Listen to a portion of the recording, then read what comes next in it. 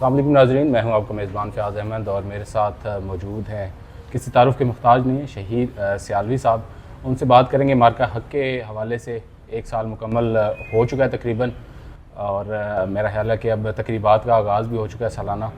तो सियालवी साहब क्या कहते हैं इस बारे में, आइए इन्हीं से जानते हैं। Sir, thank you so much, आपने टाइम दिया। जज़ाकल्लाह। 1 साल मुकम्मल होने वाला है, और एक तो हमारे लिए तो एक बड़ा ये खुशी का मौका है, उसके साथ साथ हम कुछ अफवाहें भी सुन रहे हैं जो बॉर्डर पार से आ रही हैं। क्या कहेंगे इस सवाल? देखिए, बॉर्डर पार से अफवाहें, तो मैं आपको एक बात क्लियर करूं कि इंडिया ने गारंटी दी है इसराइल को कि अगर पाकिस्तान ईरान जंग में इन्वॉल्व होता है तो हम अफगान साइड से भी इनको डिस्टर्ब रखेंगे और इंडिया भी शायद जंग छेड़ दे। क्योंकि जब नरेंद्र मोदी 50 दिन पहले दौरा करके इसराइल से हिंदुस्तान लैंड किया था तो मीन वाइल ईरान पे अटैक हो गया था।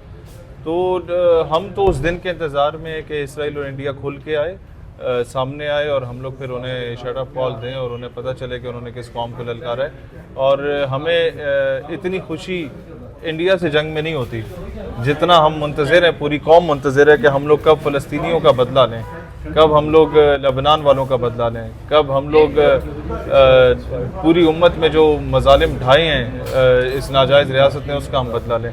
तो हम तो उस दिन के लिए मुंतज़िर बैठे हैं। नज़रियाती दुश्मनी हमारी कोई नहीं है हिंदुस्तान से, हमारी हिंदुत्व से नज़रियाती दुश्मनी ज़रूर है, लेकिन अगर किसी से नज़रियाती दुश्मनी प्रैक्टिकली है तो वो हमारी नज़रियाती दुश्मनी उस नाजायज़ रियासत से है। तो उसके लिए तो मेंटली प्रिपेयर बैठे हुए हैं और हम मुंतज़िर हैं उस दिन के। सर, सालाना मतलब पहली दफ़ा, मतलब पहला साल मुकम्मल हो चुका है मार्का हक़ को, और अब तकरीबात भी आगाज़ हो रही है। आप क्या करने जा रहे हैं? कोई इवेंट इस तरह का? देखिए, हम तो सिर्फ ये नहीं कि हमारा इवेंट हो, हम इस मौके पे जो भी पार्टी कुछ करती है तो ये क्योंकि मिली फतह है, कौमी फतह है, हम सबके शाना बशाना है। और हमें तो देखें इवेंट की ज़रूरत नहीं है। मेरे वालिद फ़ौजी हैं, भाई फ़ौजी है, नाना फ़ौजी हैं, मामू फ़ौजी है, खाला फ़ौजी है, कज़न सारे फ़ौजी हैं, ताया फ़ौजी थे।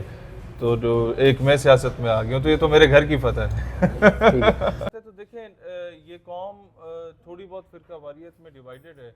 कभी कभी सिंधी बलोची भी कर जाती है, पंजाबी पठान भी कर जाती है।